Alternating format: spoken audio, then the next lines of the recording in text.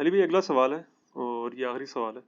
آپ نے ایک مجلس میں یہ حدیث بیان کی تھی کہ سب سے پہلے قیامت کے دن نبی صلی اللہ صلی علیہ اللہ وآلہ علیہ وآلہ وسلم کو وسلم۔ قبر مبارک سے نکالا جائے گا، جبکہ دوسری مجلس میں ایک اور حدیث بیان کی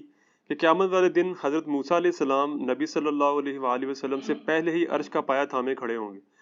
ان دونوں احادیث میں تطبیق کیسے کی جائے گی؟ پلیز وضاحت فرما دیں۔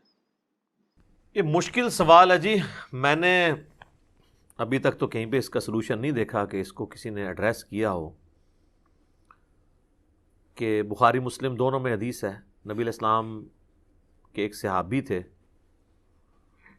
ان کا ایک یہودی سے جھگڑا ہو گیا اس بات کے اوپر کہ اس یہودی نے لین دین کے دوران کہہ دیا کہ اس اللہ کی قسم جس نے موسیٰ علیہ السلام کو تمام جہان والوں پر فضیلت دی، کوئی شک نہیں ہے بنی اسرائیل کو تمام جہان والوں پہ فضیلت دی تھی، وَأَنِّي فَضَّلْتُكُمْ عَلَى الْعَالَمِينَ، لیکن اپنے زمانے کے لیے۔ تو اس صحابی نے کہہ دیا کہ اللہ تعالیٰ نے نبی صلی اللہ علیہ وآلہ وسلم کو تمام جہان والوں پہ فضیلت دی ہے، وہ بھی اپنی جگہ درست تھا۔ وہ تھوڑی سی تلخ کلامی ہوئی تو اس صحابی نے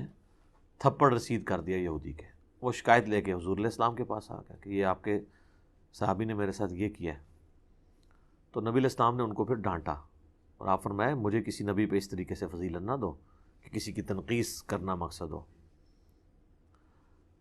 اور پھر الفاظ ہیں مجھے یونس پہ بھی فضیلت مت دو جن پہ اللہ کا عطاب بھی تھا۔ پھر دعا مانگی انہوں نے، لا الہ الا انت سبحانک انی کنت من الظالمین، سورہ انبیاء میں آیا، سورہ الصافات میں آیا۔ اگر یونس ان الفاظ سے ہمیں نہ پکارتے تو پھر جس دن مردے نکلیں گے نا قبروں سے، اسی دن ہی پھر مچھلی کے پیٹ سے نکلتے۔ یہ تو اللہ نے ان کو معاف کیا، گناہ نہیں ہم کہیں گے لغزش کے اوپر یا اجتہادی خطا۔ تو پھر آپ علیہ السلام نے فرمایا کہ تم نے موسیٰ کے بارے میں بات کی ہے، تو موسیٰ علیہ السلام کی ایک جزوی فضیلت آپ نے بیان فرمائی۔ آپ نے فرمایا کہ قیامت والے دن جب مجھے اٹھایا جائے گا نا تو میں دیکھوں گا کہ موسیٰ علیہ السلام مجھ سے پہلے ہی اللہ کے عرش کا پایہ تھامے ہوئے کھڑے ہیں۔ مجھے نہیں پتا کہ ان پہ قیامت کی بے ہوشی طاری نہیں ہوئی، اس بے ہوشی کے سبب جو دنیا میں اللہ کی تجلی سے، جو سورہ الاعراف کی آیت نمبر 143 میں ہے، کوئی دور پہ پڑی تھی وہ بے ہوش ہو گئے تھے، یا ان کو مجھ سے پہلے اٹھایا گیا ہے۔ اب یہ بھی خود حدیث کوسچنیبل ہے کہ یہ ایکٹیویٹی کہاں کی ذکر ہو رہی ہے، کیونکہ اللہ کا عرش تو جو 7 آسمانوں کے اوپر ہے اور قبریں تو زمین کے اوپر ہیں، یہ نبی علیہ السلام کہاں پہ اٹھائے جا رہے ہیں اور یہ کون سی بے ہوشی کا ذکر ہو رہا ہے؟ کیونکہ اس میں الفاظ یہ نہیں کہ قبر سے میں اٹھایا جاؤں گا،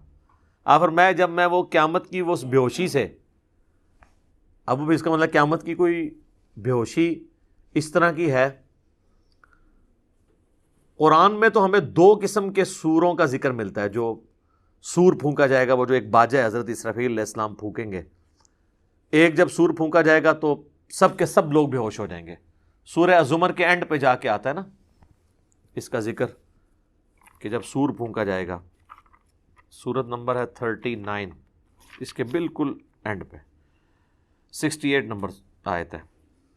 وَنُفِخَ فِي الصُّورِ، جب سور میں پھونکا جائے گا، فَصَعِقَ مَن فِي السَّمَاوَاتِ وَمَن فِي الْأَرْضِ، ہر کوئی بے ہوش ہو جائے گا جو آسمانوں اور زمین میں، إِلَّا مَن شَاءَ اللَّهُ، ہاں مگر جسے اللہ چاہے۔ اس پہ کہتے ہیں، بعض کہتے ہیں کہ فرشتے شاید اس سے آزاد ہوں،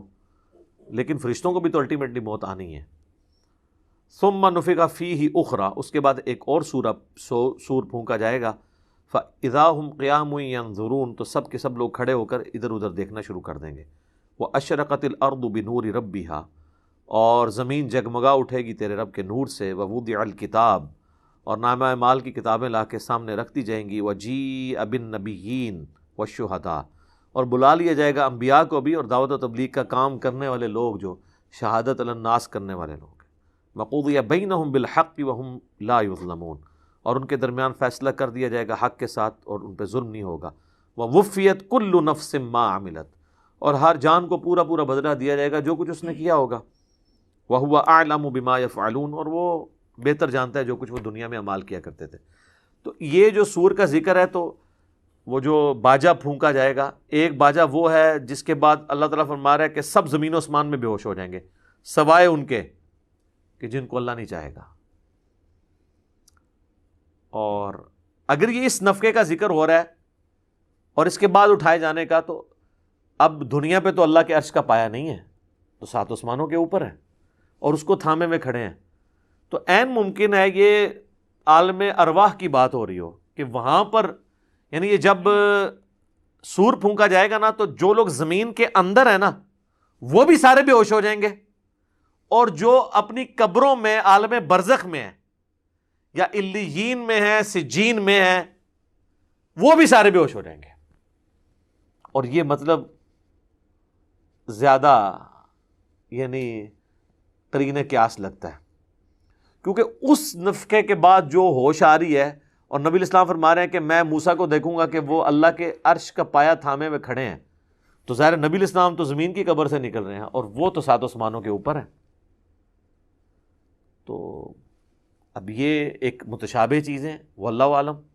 بال وہ جو دوسری حدیث ہے نا مسلم شریف کی، کہ قیامت والے دن سب سے پہلے مجھے قبر سے نکالا جائے گا، سب سے پہلے میں شفاعت کروں گا،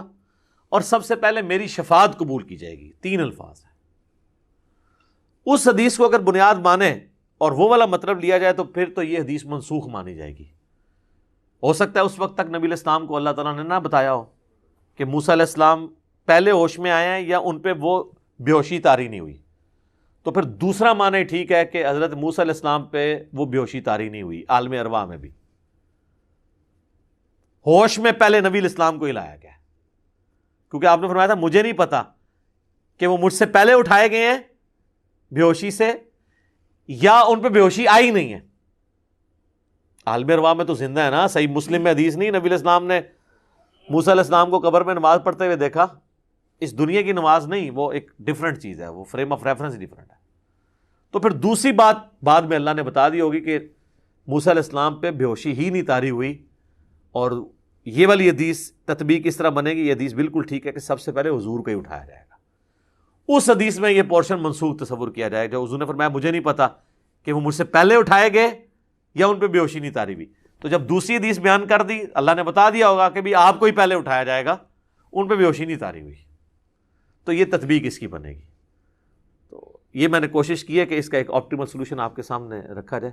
باقی اس طرح کی جو متشابہ چیزیں ان پہ اینڈ پہ ہم یہی کہیں گے واللہ اعلم، سب اللہ تعالیٰ بہتر جاننے والا ہے۔ بہرحال یہ فٹ ان بیٹھتا ہے یہ چیز، اور حضور نے اس میں بھی دیکھیں راستہ چھوڑ دیا تھا، آپ نے فرمایا مجھے نہیں پتا کہ مجھ سے پہلے ان کو اٹھایا گیا یا بے ہوشی طاری نہیں ہوئی،